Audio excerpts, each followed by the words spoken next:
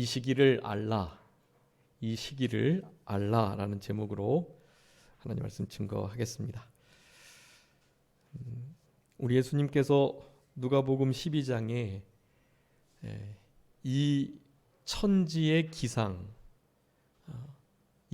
이 모든 날들은 잘 분별하면서 어떻게 지금 이 시대가 어느 시대인지는 분간하지 못하느냐, 그렇게 말씀하셨습니다. 우리 성도님들은 지금 이 시대를 어떻게 보고 계시는지 모르겠어요. 현재의 정부가 우리 삶을 윤택하게 잘 살게 했다라고 생각하는 분들도 있고요. 아니다, 너무 잘 못해서 자살하는 사람들이 많고 너무 힘들고 어렵다라고 생각하는 이들도 있습니다.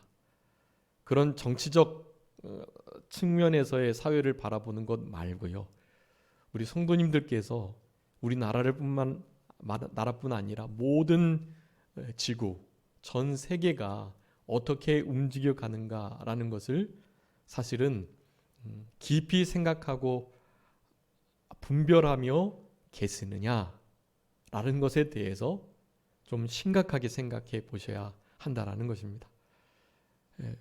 여러분의 삶을 그냥 살아가는 것 아니고요, 하나님의 뜻 안에서 지금 이 세대가, 이 시기가 언제인지를 분명히 아시는 것이 아주 중요합니다.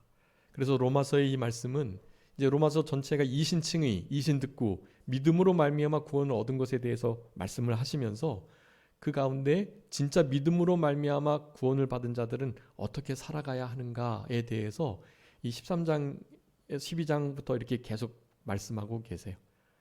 13장에 그 양심을 따라서 권세에게 복종하라라고 말씀드렸죠. 모든 권세를 다 복종하는 게 아니에요. 양심을 따라서 복종해야 합니다.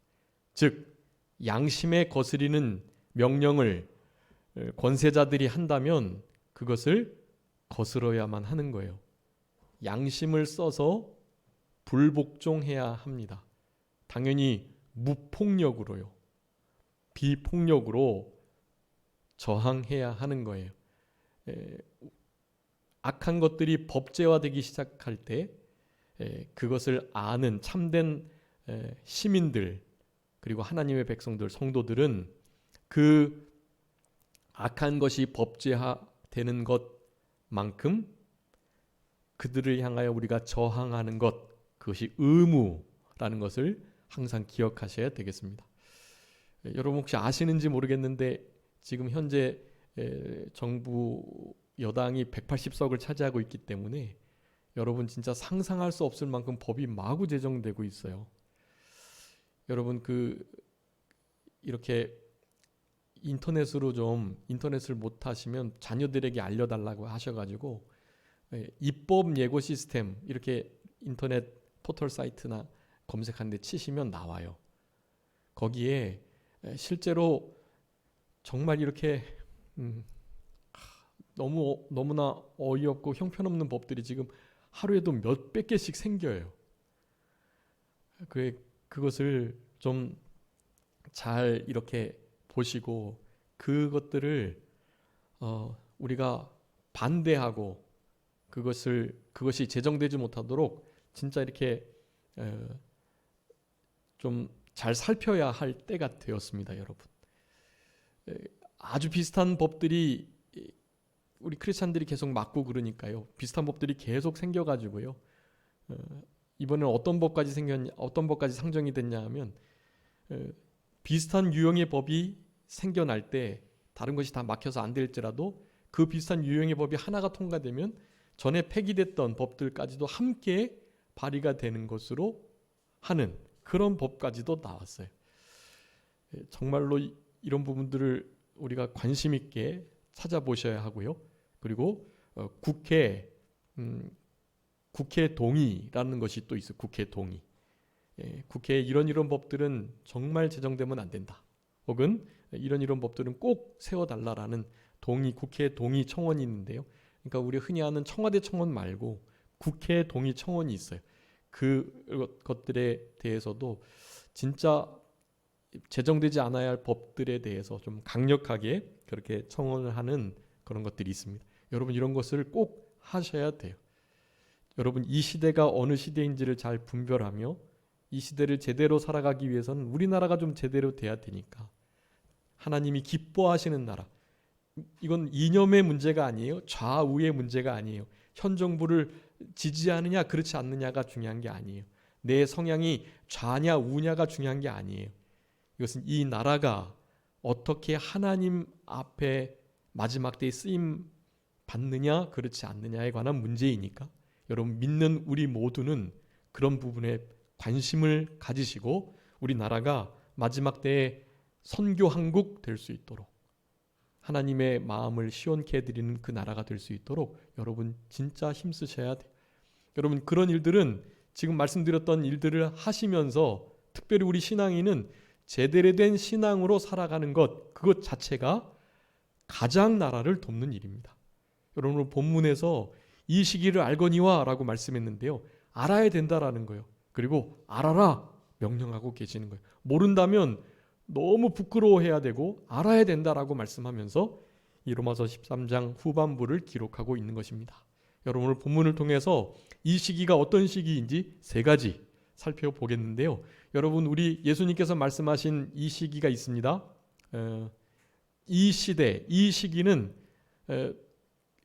예수님 때부터 아니 그 전부터 계속 이런 시대를 살아왔어요. 이번 현대 사회 들어서 21세기 넘어서 지금 2020년을 살아가는 이때만이 아니에요. 그 전부터 계속 그랬어요. 예.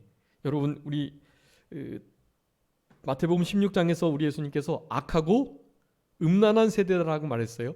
여러분 이 시대는 진짜 악하고 음란한 세대인 것 같습니다. 악이 선이 되고요. 음란한 것이 더 이상 음란이 아닌 시대가 됐어요. 음란한 것을 더 이상 음란하다 할 수 없어요. 그런 아주 하나님께로부터 우리 양심을 쓸 때 당연히 죄라고 여겨졌던 모든 죄들이 이제 더 이상 죄가 아닙니다. 우리나라도 얼마 전에 간통법이 폐지됐죠. 진짜 악한 음란한 세대가 된 것입니다. 여러분 이런 시대에 우리가 어떻게 살아가야 되겠어요? 제대로 된 믿음을 진짜 지키면서 그들은 그것이 아무런 죄가 아니라고 생각하지만 우리는 날카롭게 양심을 쓰면서 하나님의 말씀에 비추어서 진짜 바르고 곧은 길, 물론 협착하고 또 좁지만 그 길을 우리는 힘써 걸어가야 돼요. 많은 이들이 걸어가지 않지만 그 길을 걸어가는 우리들이 되어야 하는 것입니다. 마태복음 24장에서는 불법이 성하고 사랑이 식어진 세대라고 말해요. 불법이 성하고 사랑이 식어진 세대. 여러분 딱 지금 그런 시대를 살아가고 있습니다.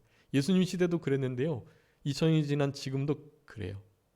불법이 성행하고 사랑이 식어진 이때입니다. 어그러지고 거스리는 세대라고 빌립보서 2장에 사도 바울도 말하고 있어요. 어그러지고 거스리는 세대, 굽어진 세대. 어그러진다, 굽어진다, 거스린다 다 부정적인 단어들이잖아요.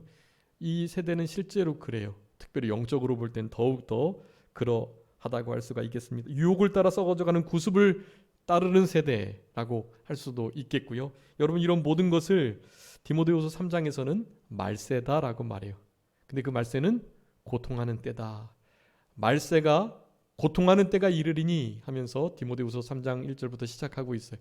거기에 이 위에서 말씀드렸던 음란하고 사랑이 식어지고 자기를 사랑하고 돈을 사랑하고 하나님 사랑하는 것보다 더하는 그런 시대가 된다고 말씀해. 그때가 말세입니다. 여러분 지금은 말세예요. 그런데 그 말세라는 막연한 생각을 가지고 살아가시면 안 되고요. 말세에 우리가 어떻게 해야 되느냐라는 것을 실제로 알면서 살아가셔야 돼. 이 시기를 알라라고 명령하셨으니까 여러분 이 시대가 어느 시대에 속해 있는지 내가 지금 그 시대를 살아가는지를 분명히 아시면서 살아가야 할 것입니다. 여러분 이 시대를 분별하고 그리고 어떻게 살아가야 할 것인가에 대해서 오늘 로마서 13장 8절부터 14절까지 크게 세 가지를 통해서 우리들에게 교훈해주고 계십니다. 첫 번째는요, 이 시기는 바로 사랑해야 할 시기이다라는 것입니다. 사랑해야 할 시기. 여러분 무엇보다도 사랑하라고 그랬어요. 베드로전서 4장이. 여러분 무엇보다도 지금 사랑하셔야 돼요. 아까 말씀드렸던 것처럼 불법이 성하고 사랑이 식어진 세대가 됐으니까 자기를 사랑하고 돈은 사랑하는데 어려운 이웃들이나 또 진짜 도움을 받아야 할 사람들 전혀 사랑을 받지 못하고 살아가는 시대예요. 여러분 사랑을 베푸셔야 합니다. 특별히 이때는 이제 마귀가 횡행하기 때문에 사탄의 세력, 어둠의 세력들이 빛의 세력인 교회를 항상 핍박하게 돼 있어요. 여러분 교회를 믿지 않는 사람들이면 그냥 이렇게 교회는 참 좋은 곳이지, 사랑을 베풀고 선을 하고 구제하고 참 좋은 곳인 것 같아라고 생각하는 사람들이 정말 드물어요. 사람들이 교회를 늘 손가락질하고 교회가 너무나 잘못된 일을 많이 한다고 생각합니다. 다 우리 책임이죠. 우리가 빛과 소금 역할을 못 감당해서 그래요. 어쨌든 그런 손가락질을 받는 것, 그것은 수순입니다. 그냥 그렇게 되게 돼 있어요. 하나님의 말씀에 그렇게 되게 돼 있는 거예요. 이 세상 속에서 교회가, 하나님의 백성이 미움을 받을 수밖에 없다라고 말해요. 여러분 그런 시대를 살아가고 있지만 우리는 그런 우리를 향한 원수들, 그들을 우리가 어떻게 해야 될까요? 원수까지도 사랑해야 돼요. 여러분 그 얼마나 어려운 일인지 여러분도 아시죠? 여러분에게 조금이라도 잘못한 사람들을 이렇게 사랑해주고 품어주는 거 되게 어렵잖아요. 가족들이나 친척들, 친구들도 그렇게 좀 자기에게 억울하게 하고 자기에게 좀 해코지하고 배반하고 막 원수 척지면 일평생 아무리 나에게 잘해줬어도 잘해준 것은 다 물에 새기고 조금 잘못한 거 그거를 돌에 새겨서 끝까지 잊지 않고, 언제까지 잊지 않아요? 원수를 죽을 때까지 잊지 않으면 그래도 다행이죠. 대를 물려요. 대를. 아들아 내 원수를 갚아달라 하면서 대를 물려서 원수를 갚도록 하는 이 시대가 된 거란 말이에요. 여러분 그렇지만 원수를 그렇게 갚아나가고 대를 물려 복수해야 될 것이 아니고요. 원수는 어떻게 해야 된다고요? 사랑해야 하는 거예요.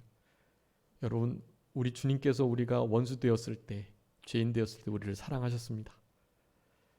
자신의 하나밖에 없는 독생자 예수님을 보내주신 거예요. 여러분 그 사랑을 진짜 깨닫고 아는 우리들이라면 여러분 결코 원수를 복수하고 원수 갚으려고 하지 않을 것입니다. 물론 감정적으로는 되게 얄밉고 끝까지 너무 밉고 어떻게든지 원수 갚고 싶어 하는 것이 우리의 감정적인 마음이에요. 그런데 그 감정을 무엇으로요? 신앙으로요. 감정을 신앙으로 이기셔야 돼요. 그리고 그 감정대로가 아닌 신앙으로. 그것이 우리가 흔히 말하는 영으로, 우리의 중생한 영으로 살아간다라는 거예요. 하나님의 성령으로 말미암아 인도되는 삶. 그게 진짜 하나님의 백성이고 성령의 인도를 받아 따라가는 삶이 진짜 하나님의 제자인 거예요. 진짜 믿는 자고요. 영이 거듭난 자이고요. 여러분 우리는 이런 삶을 살아가도록 만들어졌어요. 우리의 중생한 영의 그 본성, 본질은 사랑이에요. 그렇기 때문에 영으로 살아간다는 것은 사랑으로 살아간다는 거예요.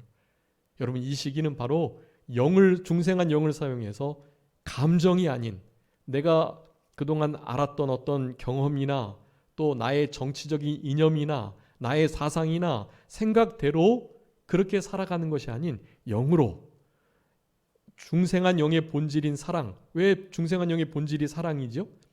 중생한 영은 하나님을 닮아 있는데 우리 하나님은 무엇이니까요? 사랑이시니까요. 요한일서 4장 8절 16절에 하나님은 사랑이라, 사랑이시라 분명히 말씀하시잖아요. 그 사랑을 닮은 우리의 영은 사랑일 수밖에 없어요. 그래서 우리의 영을 따라, 중생한 영을 따라 살아가는 참된 크리스찬들, 하나님의 백성들은, 이 시대를 제대로 분별하는 그들은 사랑으로 살아가는 거라고 하겠습니다. 여러분 이 시기는 뭐 해야 할 시기라고요? 사랑해야 할 시기이다라는 것을 기억하셔야 되겠습니다. 8절에 보면 사랑의 빛 외에는 아무에게도 아무런 빚도 지지 말라라고 말해요. 여러분 로마서의 빚에 관한 얘기가 4번 나와요. 그 중에 한 번이 오늘 본문인데요. 사도 바울이 말해요. 자기는 빚진 자라고요. 나는 사랑의 빚을 졌다. 복음의 빚을 졌다. 그렇기 때문에 복음을 받지 못한 자들에게, 주님의 사랑을 받지 못한 자들에게 사랑의 빚을 갚아야 할 자라는 것을 말해요. 그런 자가 사랑으로 살아가야 되는데 육신으로 살아가면 그거는 빚진 자의 삶이 아니다. 빚진 자는 그렇게 살아가면 안 된다. 우리는 육에게 빚진 게 아니라 영에게 빚을 졌기 때문에 복음을 따라서, 하나님의 말씀을 따라서 사랑의 세계에서 살아가야 할 것을 그렇게 말씀하는 것입니다. 아무런 빚도 지지 말고 대신 사랑의 빚은 우리가 졌으니 다른 사람들에게 사랑의 빚을 날마다 지우는 삶을 살아가야 돼요. 우리 성도님들은요, 다른 성도님들께 사랑의 빚을 지우셔야 돼요. 그래야 그들도 빚진 자의 마음을 가지고 믿음으로 살아가죠. 불신자들에게 사랑으로 계속해서 빚을 지게 해야 돼요. 그러면 그들이 나중에 뭐 할 날이 있겠죠? 빚 갚을 날이 있는 거예요. 아유, 내가 도저히 안 되겠다. 나한테 이렇게 잘해주는데 내가 너 교회 다니는 거 아는데 교회 가자고 말 한마디도 안 하고 내가 한 번은 가줄게. 이러면서 교회 나오게 되는 거예요. 네가 이렇게 나한테 잘해주는 이유가 있을 건데 뭐 그 이유가 뭐 다른 거는 모르겠고 네가 교회 다니는 것 같은데 교회 다니면 꼭 교회 가라고 교회 가자고 할 건데 나한테 그런 말도 안 하는데 아무래도 교회 한번 내가 나가줄게 하는 마음을 표현하는 거예요. 자기가 빚 졌으니까요. 사랑의 빚을 졌으니까. 여러분 그런 빚으로 하나님의 백성들을 늘려나가는 그런 우리들이 되어야 할 것입니다. 여러분 사랑의 빚을 진 자는요 진짜 그 빚을 어떻게든지 갚으려고 해야 합니다. 여러분 가장 불쌍한 인생이 빚진 인생이라고 하잖아요. 빚진 인생. 우리는 사랑의 빚을 진 자이기 때문에 의무적으로 마땅하게 다른 사람들을 특별히 원수까지도 사랑해야 할 의무가 우리에게 있습니다. 여러분 그런 빚진 마음을 가지시고 남은 때를 그렇게 잘 살아가 주셨으면 참 좋겠습니다. 여러분 빚진 자의 마음, 빚진 자의 마음으로 수고하면서 희생, 사랑의 수고와 여러분 사랑에는 항상 수고가 따르게 돼 있어요. 그 수고를 통해서 다른 사람에게 빚 지우는 삶을 살아야 합니다. 지금은 사랑해야 할 시기이다. 9절에도 말씀해요. 여러 계명을 지키면서 내 자신처럼 이웃을 사랑하라고 말씀해요. 아까 8절에서 남을 사랑하는 자 뭐 했다고요? 율법을 다 이루었다 그렇게 말해요. 여러분 여기 오늘 본문의 로마서 13장 8절, 9절, 10절이 아주 중요한 말씀을 이렇게 포괄하고 있어요. 여기 그 8절에는 그 사랑의 계명 그걸 지키는 자가 뭐 했다고요? 율법을 다 이룬 것이다라고 말해요. 또 9절에서도 말해요. 사랑하라 하는 그 말씀 가운데 뭐가 들어있다고요? 모든 계명이 다 들어있대요. 여러분 모든 계명을 하나로 합치면 사랑이라는 거예요. 그러니까 사랑을 하면 모든 계명을 다 이룬 자예요. 율법을 완성한 자이고 율법을 완벽하게 순종한 자라는 거예요. 여러분 이런 삶을 우리가 실제로 살아가야 합니다. 이 율법은 이제 구약의 말씀을 가리킬 뿐만 아니라 예수님께서 남겨주신 모든 신구약의 말씀들을 다 가리키는 거예요. 특별히 레위기 19장 18절에 이미 구약 성경에서부터 사랑해야 할 것을 강조하고 계셔요. 그러면서 신명기에서는 우리 하나님을 사랑하라고 어떻게 해요? 마음과 뜻과 지혜와 정성과 힘과 목숨을 다 바쳐서 사랑해라. 즉 최고로 사랑하라는 거죠. 그러면서 크고 첫째 되는 계명 이후에 또 말씀하시면서 내 이웃을 내 몸과 같이 사랑하라는 이 두 계명이 온 율법과 선지자의 강령이다. 그렇게 말해요. 구약의 모든 내용도 역시 마찬가지로 사랑이라는 것을 항상 잊지 않아야 되겠습니다. 당연히 신약 성경에도 사랑을 강조하는 거죠. 그러니까 우리 예수님께서 요한복음 13장의 34절에 뭐라고 말씀하셨습니까? 내가 너희들을 사랑한 것처럼 너희도 서로 사랑하라. 내가 새 계명을 주겠다 하시면서 하셨던 말씀이에요. 그런 말씀들을 받은 우리 제자들이, 특별히 사도 요한이 요한일서를 쓰면서 그 하나님은 사랑이시고 우리는 사랑 가운데 거해야, 그래야 하나님을 아는 자고 하나님과 교제가 있는 자고 주님 안에 거하는 자고 주님께로부터 난 자고 주님께 속한 자고, 이런 것을 계속 표현하는 거예요.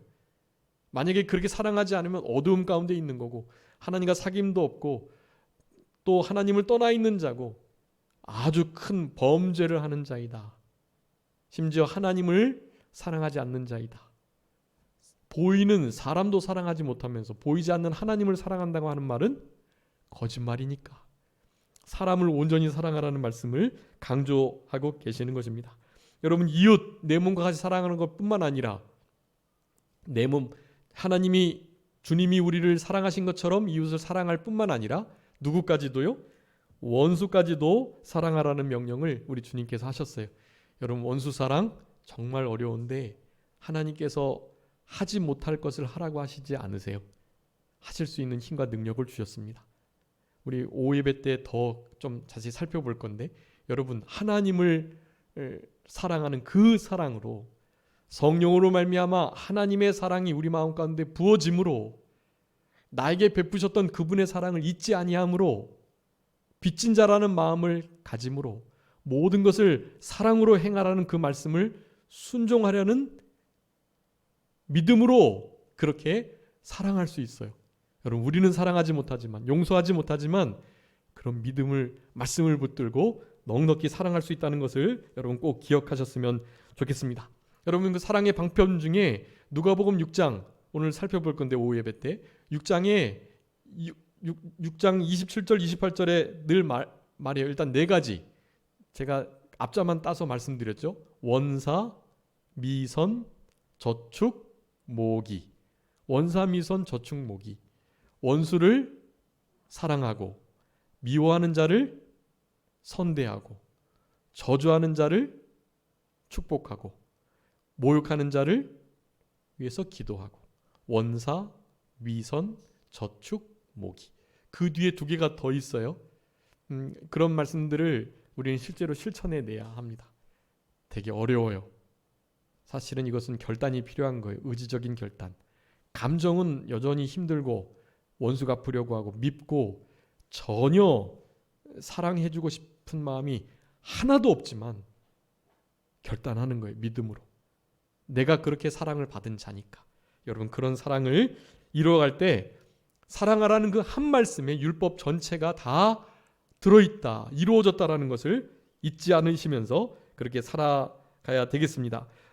세 번째는요, 10절에 나오는데요, 이웃에게 악을 행치 아니한다. 여러분, 용서하고 사랑해주는 그 행위가 직접적이고 또 간접적이기도 하고 그래요. 그런데 오늘은 지금 이 말씀은 적극적인, 악을 행하지 아니하는 그런 도리어 선을 행하라는 말씀을 하고 계시는 거예요. 악을 행치 아니하는 자, 율법을 완성케 된 것이다. 그렇게 말해요. 율법을 다 이뤘고 율법 안에, 사랑 안에 율법의 말씀이 다 들었고, 그리고 결국 율법을 완성한 것이 된다. 여러분, 사랑을 하며 이웃에게 악을 행치 않을 때 율법을 완성한 자가 됩니다. 여러분, 이런 삶을 살아가야 할 때 바로 지금이다라는 것을 여러분 꼭 기억하시고, 마태복음 7장 12절, 우리 한 계명으로 내가 대접받고자 하는 대로 대접하라라는 이 말씀이 한 말씀으로 요약되는 결론이에요. 신구약 성경에는 613가지의 하라 하지 말라는 말씀이 있대요. 우리는 하라는 것은 하고 하지 말라는 것은 안 하고 그렇게 살아가면 돼요. 그게 바로 믿음이에요. 믿음의 삶은 단순하고 명료하고 명확해요. 그런데 그 613가지나 있으니까 그 계명을 10가지로 줄이면 10계명이 되는 거죠. 하나님 사랑, 이웃 사랑. 10계명의 2계명으로의 요약이 하나님 사랑, 이웃 사랑이에요. 근데 그 2계명을 다시 1계명으로 줄이면 뭘까요? 마태복음 7장 12절이에요. 그게 내가 대접받고자 하는 대로 남을 대접하라. 왜냐하면 아까 요한일서 4장의 말씀에 의해서 하나님을 사랑한다고 말을 하는데 보이는 사람을 사랑하지 못하면 사람을 사랑한다고 한 그 말이 무슨 말이다? 거짓말이다. 그러니까 사람을 사랑하는 것으로 내가 하나님을 사랑한다는 것을 나타내야 한다라는 거예요. 그러니까 사람을 사랑해야 된다는 것을 강조하고 계시는 것입니다. 여러분, 우리 1년 표 말씀이 그리스도의 흔적을 지닌 그런 우리 성도님 교회가 되자라는 것인데요. 그 흔적을 어떻게 지겠어요? 서로의 짐을 지며 짐지다가 지다, 그것이 새겨지다라는 뜻이라 그랬죠. 서로의 짐을 져주는 그 일이 우리 몸에 그리스도의 흔적이 새겨지는 일이라는 거예요. 내 짐을 내가 잘 지고 다른 사람의 짐을 함께 져주는 일, 이 일을 우리가 잘 감당해야 됩니다. 그것이 그리스도의 법을 성취하는 거라고 그랬어요. 여러분, 이 그리스도의 법은 최고의 법, 야고보서 2장 8절에 있는 것처럼 사랑의 법이 최고의 법이에요. 그 법을 지켜나가는 우리들이 되어야 할 때이다. 여러분, 지금은 진짜 사랑해도 부족할 때예요. 미워하고 시기 질투할 것이 아니고 원수 갚으려고 하고 그럴 때가 아니고 사랑해야 할 때입니다. 그래서 영혼 없는 입에 붙은 말이 아닌 실제로 우리 성도님들을 향해서, 우리 지체들을 향해서 사랑합니다 하는 말이 정말 복되고 귀한 말이에요. 제가 가끔씩 카톡을 쓸 때 사랑하는 산정교회 성도님이라고 표현을 하는데요. 여러분, 그 빈말이 아니에요.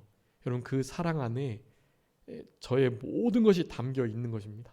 여러분, 성도들을 서로를 향해서 그렇게 사랑을 할 수 있는 그런 삶을 바로 이 시기에 살아가셔야 돼요.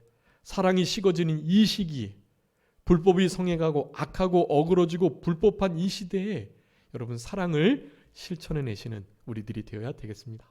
어떻게 그게 가능하다고요? 여러 가지 중요한 방편이 있지만 로마서 5장 5절 잊지 마세요. 로마서 5장 5절이에요. 성령으로 말미암아 하나님의 사랑이 우리 마음 가운데 부어질 때, 여러분, 그럴 때 우리는 실제로 사랑할 수 있어요. 주님이 우리를 사랑하신 것처럼 우리도 뭐 그렇게 사랑하지 못하지만 사실은 백만 분지 억만 분지의 일도 따라갈 수 없지만 흉내내는 거예요.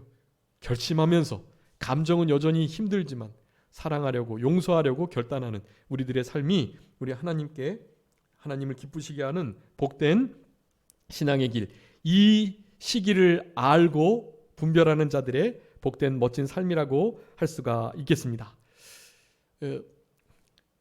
사랑이 중요하기 때문에 이거 하나만 더 꼭 말씀드릴게요. 여러분, 하나님의 사랑이 우리 마음 가운데 그렇게 부어져야 하는데요. 그 부어진 그 사랑의 마음이 잘 잊혀지잖아요. 잊혀지지 않도록 힘을 쓰셔야 돼요. 어떻게 잊혀지지 않을 수 있을까요? 여러분, 우리 마태복음 18장에 보면 우리 사도 베드로가 그렇게 물어요.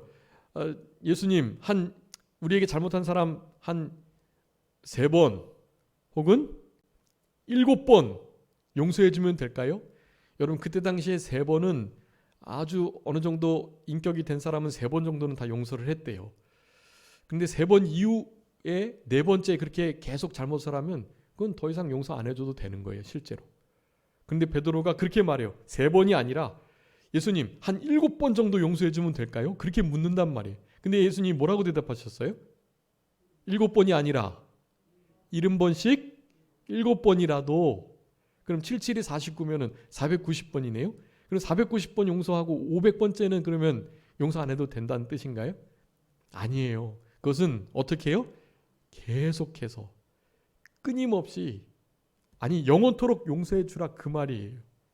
잘못을 계속해도, 잘못해놓고 용서도 빌지 않아도 우리는 그들을 용서해 주는 거예요. 한 몸 안에서 사랑과 용서가 함께 있어야죠. 그런데 사랑해 주는 일이 먼저예요. 사랑해 주면 그들의 마음이 풀려서 용서가 돼요. 어떤 사람들은 나에게 사과 안 하면 용서 안 해줘, 그런 사람이 있거든요. 공중에서 어떤 질서를 세우기 위해서 참된 회개 역사가 있은 다음에 용서를 하는 것은 의미가 있어요. 그런데 우리 개인적으로 볼 때는요, 결코 무조건 용서가 먼저예요. 사과를 해서 용서해 주는 게 아니에요. 여러분, 결심하셔서 그냥 용서를 해드리는 거예요. 그러면 그가 실제로 진심으로 사과하게 되고요. 우리 마음엔 이미 심령천국이 이루어지게 되는 거예요. 제물을 바치러 제단에 왔는데 형제에게 원망 들을 만한 일이 생각났어요. 그럼 어떻게 해야 될까요? 제물을 내려놓고 먼저 그에게 가서 원망 들을 만한 일, 사과할 것은 사과하고 용서할 것은 용서하고 사람과 관계가 막히지 않도록 제대로 잘 해결한 다음에 그 다음에 예배를 드리라 라고 말씀하는 거예요. 원수가 있으면 그럼 예배 드리러 안 와야 된다는 건가요? 그렇지 않죠. 그런 마음을 가지고 원수를 사랑해야 된다라는 거예요. 여러분, 그런 사랑을 이루어 드리는 우리들이 돼야 되는데요. 예수님께서 그 말씀을 하시면서 어떻게 70번씩 7번씩 용서할 것인가에 대해서 예화를 하나 들어주세요. 1만 달란트 빚진 자와 100데나리온 빚진 자. 제가 몇 번 말씀드렸는데요. 여러분, 100데나리온과 1만 달란트는요 60억 분의 1 차이예요. 60억 분의 1. 그러니까 100데나리온이 1만 원이라고 한다면 1만 달란트는 60억이란 뜻이에요. 여러분 나중에 마태복음 18장 거기다 써두세요. 100데나리온을 1만 원, 1만 달란트는 60억 원. 그런데 있잖아요. 60억 원을 빚진 자가 그 1만 달란트를 탕감받았어요. 글쎄. 탕감받고 나오는데 자기에게 얼마 빚진 자요? 100데나리온 빚진 자. 자기는 지금 얼마 탕감받고 나왔어요? 60억 원 탕감받고 나왔으니까 자기에게 1만 원 빚진 그 사람 만나면 어떻게 해야 될까요? 그 1만 원 탕감해 줘야죠. 자기 60억 원 지금 탕감받고 나왔는데, 그런데 60억 원 탕감받고 나온 그 사람이 자기에게 1만 원 빚진 사람을 어떻게 했다고요? 멱살을 잡았어요. 1만 원 갚으라고. 여러분, 이렇게 해서는 안 되는 거잖아요. 여러분, 우리가 지금 실제로 하나님께 탕감받은 빚진 사랑의 빚은 60억 원이에요. 그런데 우리에게 아무리 원수 노릇, 우리의 자녀를 죽이고 나를 죽이고 사업을 망하게 하고 계속 괴롭히고 해코지하고, 여러분 그런 사람들 있잖아요. 원수잖아요, 원수. 근데 그 원수들은 사실은 나에게 1만 원 정도 빚진 거라는 거예요. 여러분, 그런 마음을 가지셔야 돼요. 그래야만 나는 60억 탕감 받았으니 나에게 이렇게 잘 못하는 사람일지라도 당연히 그 사람 1만 원 탕감해 줄 뿐만 아니라 내가 주머니에 가지고 있는 2, 3만 원 그거 그 사람에게 주는 게 그게 진짜 사랑을 실천하는 자들이라고 하겠어요. 여러분, 손양원 목사님이 자기 동인 동선 귀한 아들을 죽인 그 공산당의 그 군인을 어떻게 했다고요? 자기의 아들로 양자 삼은 거예요. 여러분, 어떻게 이런 일이 있을 수 있겠어요? 불가능한 거예요, 사실은. 그런데 진짜 빚진 자의 마음을 가지고 주님의 우리를 향하신 베풀어진 사랑이 얼마나 큰지를 아는 자들은 그렇게 하는 것입니다.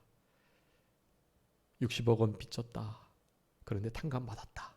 라는 마음을 가지시고 우리에게 1만 원 한 장 빚진 그 원수를 진심으로 사랑해 줄 수 있는 우리들이 되어야 되겠습니다. 실제로는 가슴 아프고 여전히 괴롭고 여전히 괘씸하고 그래요. 감정은 그래요, 원래. 그런 감정이 없어지는 게 아니에요. 그런 감정을 신앙으로 잘 감싸고 이기고 믿음으로 의지적으로 결단해서 사랑을 하시는 그런 우리들이 되어야 되겠습니다. 여러분, 이 시기는 사랑해야 할 시기입니다. 무엇보다도 열심으로 사랑하라. 우리 남성호 목사님 계속 강조 많이 하셨잖아요. 기사대봉. 이 마지막 때에 주의 날이 가까울수록 디모데전서 3장에 말씀하는 거예요. 더욱더 기사대봉, 기도하고 무엇보다 열심으로 사랑하고 서로 대접하고 주님이 우리를 용서하시고 대접해 주시고 우리를 위해서 섬기셨던 것처럼 봉사하고 기사대봉. 여러분 기억하셔요? 기사대봉. 지금 이 시기는 기도해야 할 때이고요. 진짜 무엇보다도 열심으로 서로 사랑해야 할 때이고요. 서로 대접해 줘야 할 때이고 봉사해야 할 때입니다. 믿음을 위해서, 믿는 일을 위해서. 여러분, 이 기사대봉의 삶이 우리의 이 세대를 분별하고 마지막 때를 살아가는 우리들에게 정말 필요한 중요한 신앙 요소라는 것을 잊지 않으셔야 하겠습니다. 지금 오늘 제가 사랑해야 할 시기다라는 것을 말씀드렸는데 이 시기도 세 가지로 말씀드린다 그랬죠. 두 번째는 자다가 이제 벌써 깰 때가 된 시기예요. 예, 자다가 깨야 될 시기. 그리고 마지막 하나는 어둠의 일을 벗고 빛의 갑옷을 입어야 할 시기. 예수 그리스도 옷이라고도 표현했는데, 그러니까 그 세 자리 앞자리를 따서요, 사, 자, 빛. 사랑해야 할 시기, 자다가 깨야 할 시기, 어둠의 일을 벗고 빛의 갑옷을 입어야 할 시기. 사자 빛. 그래서 제가 그 주보의 그 제목 옆에 이 시기를 알라 사자 빛이라고 써놨어요. 기사대봉, 원삼위선 저축목이 이런 것처럼 사자 빛 이것도 외우셔가지고요. 지금은 뭐 해야 할 시기? 사랑해야 할 시기. 두 번째는요, 자다가 이젠 깨어야 할 시기. 마지막은요, 빛의 갑옷을 입어야 할 시기. 예수 그리스도 옷 입어야 될 시기. 물론 입기 전에 뭐 해야 되겠어요? 어둠의 일을 벗어야 되겠죠. 벗고 입어야 해요. 벗고 깨끗하게 회개하고 그 다음에 예수 그리스도로 옷 입고 빛의 갑옷을 입고 그리스도의 희생의 마음으로, 예수님의 마음으로 갑옷을 삼고, 예, 찬송의 옷, 의의 옷, 거룩한 옷, 기쁨의 옷, 구원의 옷, 우리가 입어야 할 옷이 많아요. 그런 옷들을 힘써 입는 생활을 해야 하는 것이, 여러분 지금 벗은 자로 드러나선 안 되고 덧 입어야 할 자로, 이 썩어져 없어질 이 사망의 모든 것들이 생명의 삼킴바 돼가지고 하나님 앞에 영원토록 남기 위해서 여러분 믿음으로 모든 것을 구원의 재료로 사용하셔가지고 다 입으셔야 돼요. 어두움의 일을 벗으시고 그리스도의 갑옷, 빛의 갑옷, 하나님의 전신갑주, 이런 옷들을 입는 생활을 잘 감당하셔야 할 시기라는 것입니다. 자, 그래서 두 번째, 자다가 벌써 깰 때가 된 시기라고 말씀드렸는데요. 여러분 어떻게 우리가 깨울 수 있을까요? 시험에 들지 않게 기도하여 깨어 있으라. 여러분 기도할 때 깨어 있는 거예요. 또 다른 말씀에는 깨어 기도하라라고도 했거든요. 여러분 기도해야 깨어 있을 수 있고요. 진짜 깨어 있는 자가 또 기도할 수 있는 거예요. 그러니까 하나님 앞에 좀 깨어서 기도할 수 있도록, 기도함으로 깨어 있을 수 있도록 요청을 해 주셔야 돼요. 여러분 사도행전 12장에 사도 베드로가 깊은 감옥에 갇혀가지고 그냥 졸며 거의 죽어가고 있었는데요. 그 베드로를 주님께서 천사를 보내서 옆구리를 쳐서 깨우세요. 여러분 우리가 잠들어 있을 때, 게으르고 나태한 자리, 병들어서 죽어져 있는, 누워져 있는 그 자리, 여러분 이 자리로부터 우리가 일어나려면 주님께서 깨워주시는 은혜가 필요해요. 제가 늘 말씀드리죠. 선행적인 은혜, 선행의 역사가 있어야 된다고. 우리가 진짜 깨어있고 깨어 기도하고 기도하여 깨어있기 위해서는 좀 주님이 이렇게 옆구리를 차서 깨워주시는 은혜가 필요해요. 그런 은혜를 간구하셔야 됩니다. 주님, 이 시대를 분별하고 이 시기가 어떤 시기인지를 알고 이제 벌써 이제 깨서 이거 일어나야 할 때인데 아직도 제가 졸며 잠자고 있습니다. 주님 깨워주세요 라고 하나님께 기도하시면 하나님께서 깨워주세요. 깨어있는 자가 기도하게 됩니다. 기도함으로 더욱더 깨어있게 돼요. 파수꾼의 역할을 감당하며 이 시대를 분별하며, 다른 사람들은 다 좋다, 안전하다, 평안하다, 그래 정부에서 돈도 많이 주니까 뭐 괜찮지 뭐 하는 마음 가지고 그냥 평안하다 하고 살아갈 수 있어요. 여러분 결코 지금 그런 시대가 아니에요. 여러분 이제 큰 환난의 때가 옵니다. 지금 일어나서 빛을 발하고 깨어 있어야 할 시기예요. 어두움이 온 땅을, 캄캄함이 사람들을, 만민을 가리우는 시대가 되었습니다. 여러분 이때 더욱더 깨어 있을 수 있는 우리들이 되어야 됩니다. 자, 예수님이 얼마나 재림이 임박했는지를 기억하며 깨어 계셔야 돼요. 우리 구원이 처음 믿을 때보다 가까웠다고 11절에 말해요. 또 12절에서는 밤이 깊고 낮이 가까웠다라고 말해요. 여러분 지금 이제 낮이 가까워서 다시 한번 어두움의 흑암의 새벽이 올 때, 그 이후로 이제 광명한 빛이 오게 됩니다. 밤이 깊고 낮이 가까우는 이것이 반복되는 거예요. 그러다가 이제 진짜 가장 깊은 밤이 찾아와요. 그 이후로 새벽별이신 예수 그리스도께서 다시 재림하시는 때가 오게 되는 것입니다. 여러분 우리 구원이 점점 가까워져. 이 구원은 영화 구원을 가리키는 건데 하나님과 같이 될 그 구원, 그 구원을 얻을 날을 소망하며 예수님의 재림을 소망하면서 살아가야 된다라는 거예요. 여러분, 재림은 어떻게 이루어질까요? 속히 이루어져요. 바로 이루어집니다. 앞으로 많이 남았지 뭐 그렇게 생각하시면 안 돼요. 여러분, 재림은 속히 이루어질 거예요. 항상 하나님 앞에 살아가는 자들은 임박한 재림 신앙을 가지고 살아갔다는 사실을 기억하시면서 깨어 계셔야 돼요. 언제 오실지 모르니까 깨어 계시는 우리들이 되어야 되겠습니다. 마지막 벗고 입어야 할 시기라고 말씀드렸어요.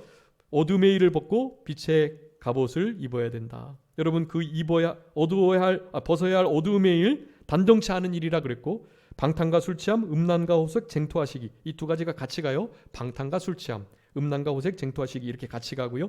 그리고 그것은 정욕을 위한 일들이라고 하겠어요. 14절에. 그런데 그것은 갈라디아서 5장에 있는 것처럼 현저한 육신의 일, 그것을 가리킵니다. 성령의 열매와 반대된 현저한 육체의 일들, 그런 거 여러분 철저하게 벗어 버리셔야 돼요. 에베소 4장에서는 그것을 옛사람이라고 말해요. 유혹의 욕심을 따라 썩어져가는 구습을 쫓는 옛사람 벗어 버리셔야 돼요. 대신에 빛의 갑옷을 입어야 됩니다. 여러분, 빛의 열매는 에베소 5장에 있는 것처럼 착함과 의로움과 진실함이에요. 여러분, 이 열매를 맺으셔야 돼요. 그리고 이 빛의 그리스도의 옷을, 빛의 갑옷을 항상 입으시는 우리들이 되어야 되겠습니다. 데살로니가서 5장에 낮에 속한 자로서 살아가야 돼요. 사랑의 흉배, 믿음의 흉배를 붙이고 구원의 소망의 투구를 쓰고 살아가야 된다는 것입니다. 하나님의 전신갑주를 입고 에베소 6장에, 그리고 베드로전서 4장이 중요한데요. 예수 그리스도와 같은 마음의 갑옷을 삼아라 라고 말해요. 우리 그리스도의 고난의 자취를 따라가야 된다는 말이에요. 우리 표처럼 예수 그리스도의 흔적을 지니며 살아가는 것이 벗고 입어야 할 이 시기를 살아가는 자들의 자세라고 하겠습니다. 입어야 할 것은 빛의 갑옷이고요. 당연히 그리스도의 옷을 입어야 된다는 14절의 말씀을 결론 짓고 있습니다. 갈라디아서 3장 27절에 그리스도와 합하여 세례를 받은 자가 그리스도로 옷 입었다, 그렇게 말해요. 여러분, 주님과 함께 우리가 죽고 주님과 함께 살았다는 이 믿음을 가진 자가 참된 그리스도의 세례를 받은 자이고, 그리스도의 세례를 받은 자들이 그리스도의 옷을 입고 살아가는 자들이다. 에베소서 4장에도 하늘에 속한 자의 형상을 입으라고, 고린도서 15장에도, 골로새 3장에서는 긍휼, 자비, 겸손, 오래 참음의 옷을 입어야 된다. 피차 용서하고 사랑을 더하는 옷을 입어야 된다라고 우리에게 말씀해요. 여러분, 세 가지 사자빛, 이 세대를 살아가는 우리들이 이 시대를 분별하며 이 시대가 어떠한 시기인지를 아는 우리들로 남은 때를 살아가셔야 되겠습니다. 사랑하는 시기, 자다가 깨어야 할 시기, 그리스도의 옷, 빛의 갑옷을 입어야 할 시기, 사자빛을 기억하시면서 남은 때에 주님을 잘 섬기시고 우리 주님의 재림을 잘 준비하시는 우리 모두가 되셔야 되겠습니다. 잠깐 기도하겠습니다. 살아계신 우리 아버지 하나님, 감사합니다. 우리들에게 로마서의 말씀을 통해서 이 시대를 분별하며 어떻게 이 시대를 살아가야 될지에 대해서 교훈하신 우리 아버지 하나님, 진심으로 감사합니다. 이 시대를 알라라고 명령하셨사오니 사랑해야 할 시기, 이제 자다가 벌써 깨어야 할 시기, 빛의 갑옷을, 그리스도의 옷을 입어야 할 시기라는 것을 기억하게 하시고 남은 때를 주의 영광을 위해서 살아가는 우리 모두가 되게 하여 주옵소서. 모든 것 주님께 맡기옵고 살아계신 예수 그리스도의 이름으로 기도 올리옵나이다. 아멘.